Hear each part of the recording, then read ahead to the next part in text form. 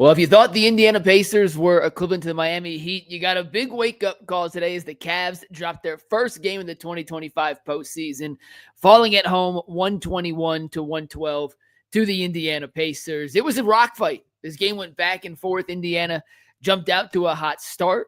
They made every three in the first half. Cleveland then made an incredible comeback in the third quarter. Donovan Mitchell put on his Superman cape and almost single-handedly willed Cleveland back into the contest, giving the Cavs a shot down the stretch. But for as good as Cleveland has been all season in the clutch during the regular season, tonight in the clutch was a very different story. Indiana was the team that executed to damn near perfection in the clutch. Cleveland struggled to get and generate good looks defensively.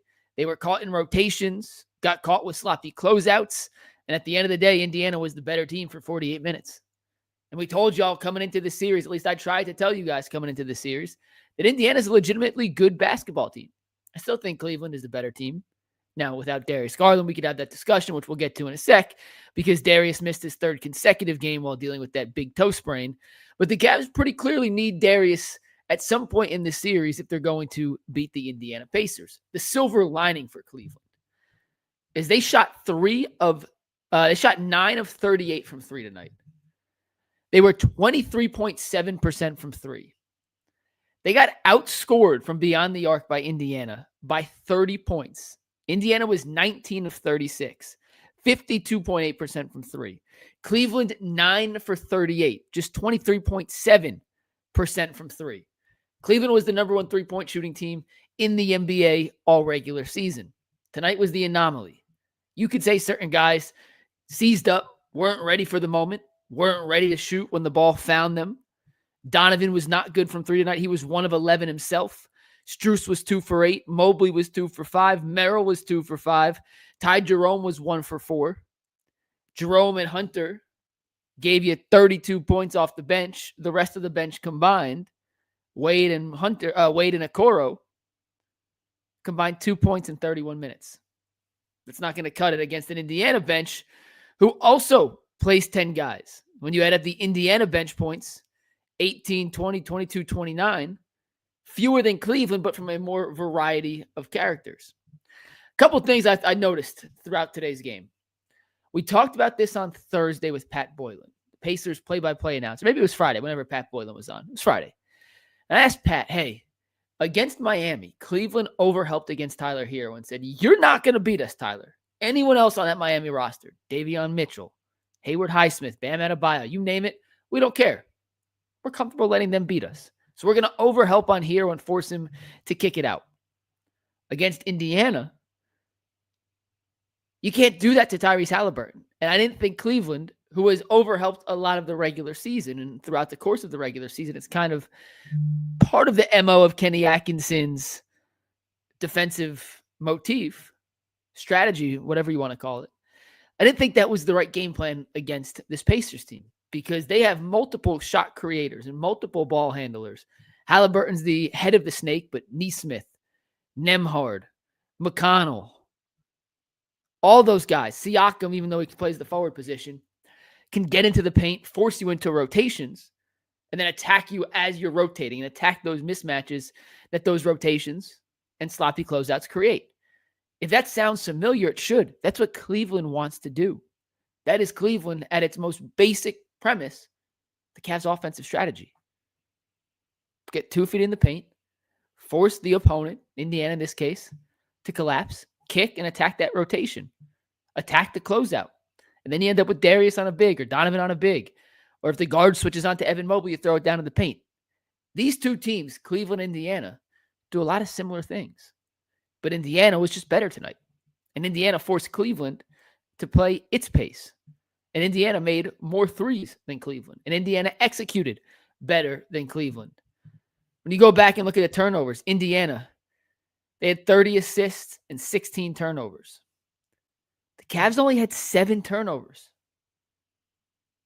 The Cavs did a great job forcing turnovers. But when you don't make threes, it doesn't matter how many turnovers you force. If you're not making shots, you're not keeping up. And Cleveland had 98 field goal attempts tonight. That's 15 more than Indiana. Indiana was 44 for 83. Cleveland was 45 for 98. But because of the discrepancy, Cleveland made 36 twos and 9 threes. 36 twos and 9 threes. Indiana made 25 twos and 19 threes. The math does not add up in Cleveland's favor. That's why they lost tonight. And look at some of these Indiana shooters. Siakam, 2 of 5 from 3. Nesmith, 4 of 6 from 3. Nembhard, 5 of 6. Halliburton, 2 of 6. Benedict Mathurin off the bench, 3 of 5. A couple of these, especially from Nembhard and Nesmith, were daggers after the Cavs had actually played a pretty good defensive possession. Shot clock's winding down, and Nembhard hits a sidestep 3 with a hand in his face as the shot clock expires. Sometimes you got to tip your cap, and good offense beats good defense. All in all, a big takeaway from this game is that Cleveland cannot let Indiana dictate the pace. Both teams want to play fast. Cleveland can play fast. Cleveland can also play slow. Indiana wants to play super fast. And when they're playing super fast, it negates some of what Cleveland has an advantage over Indiana defensively, because it's tough to be physical, and it's tough to set your defense, and it's tough to get the right matchups when the ball goes through the bucket and Indiana is immediately throwing the ball in and Halliburton's racing up the court. At that point, it's a scramble drill. And in a scramble drill, the advantage goes to the offense. But when Cleveland had a chance, and in the third quarter we saw it a decent bit when they made that comeback, they had the opportunity to make shots, stop Indiana from immediately progressing the ball up court, pushing it down their throats. And when their defense was set, they got pretty good defensive rotations. They were much better with their closeouts, and they forced Indiana in some tough shots. That was the one stretch where Indiana started missing. I can't foresee a world where Indiana shoots this well from 3 again, and I can't foresee a world where Cleveland shoots this poorly from 3 again. It's one game of basketball. It's a long series. Indy still has to beat Cleveland 3 times. 3 times before this thing's all said and done. And Cleveland has to win 4 of the next 6. Cleveland went 64-16 during the regular season. They swept Miami in the first round. To think they can't beat Indiana 4 of the next 6 times would be asinine. They certainly could, but it ain't going to be easy. Indiana's a damn good basketball team. They're well coached. They're deep. They're smart defensively. They're a pain in the ass to guard offensively. And they create mismatches, and they create unusual circumstances and situations that most teams just aren't prepared to face. Cleveland also hadn't played in about a week. They swept Miami, had quite a bit of time off. I thought they came out a little lackadaisical early on. Could just be a little rest versus rust. Got to shake the rust off.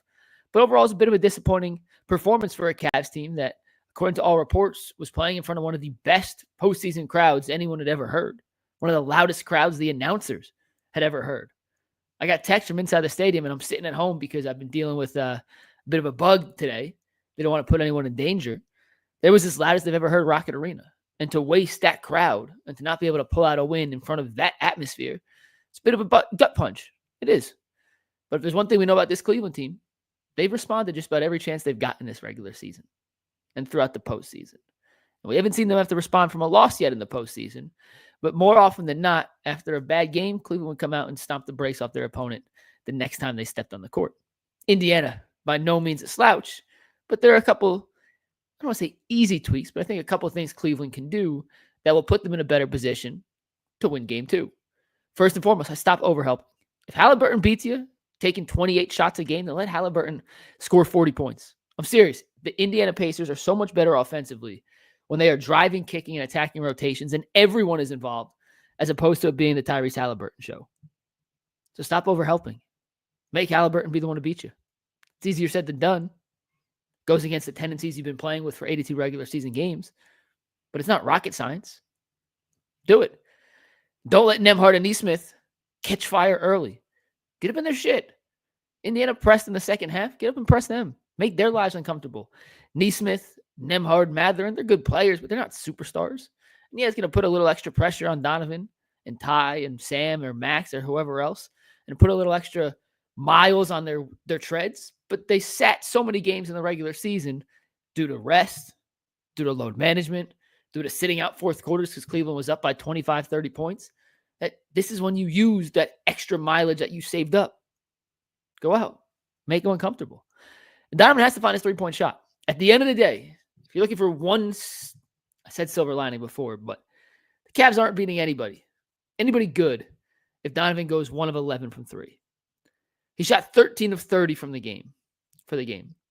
He had 33 points on 30 shots. Without Darius, the Cavs have to run a ton of offense through Donovan. And when you know the offense is being run through one individual player, it's pretty easy for the defense to load up on that side, anticipate what's coming, and force him to spots he doesn't want to be in. I thought Donovan did a pretty darn good job at points in this game getting to his spots, but he's got to finish. And if you take those 11 threes out, he's 12 of 29 from the field.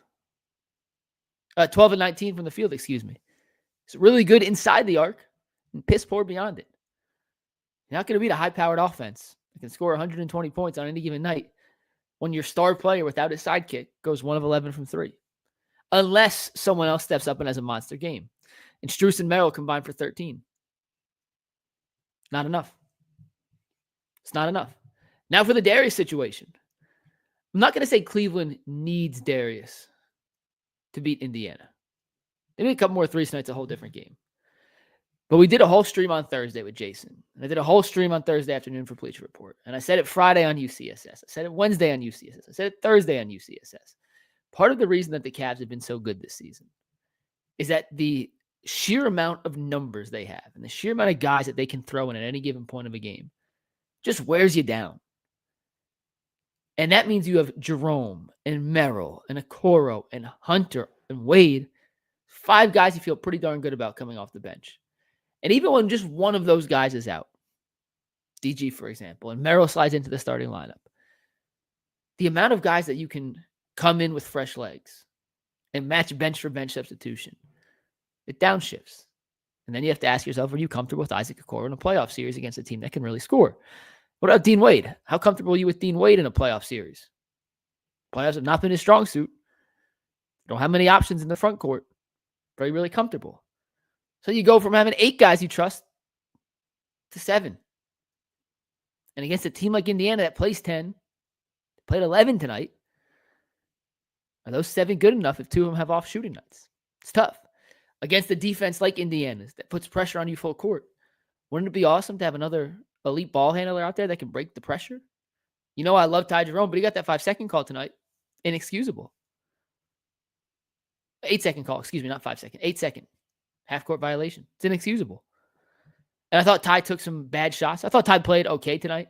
Numbers looked better than the overall performance. I thought he rushed a couple shots when he should have pulled it back out and tried to work for the best shot, not the first good shot he found. But when you need guys to score, and he had 21 points, I believe he was their second leading scorer. Let me confirm for you guys real quick. Yeah, second leading scorer, 21 points.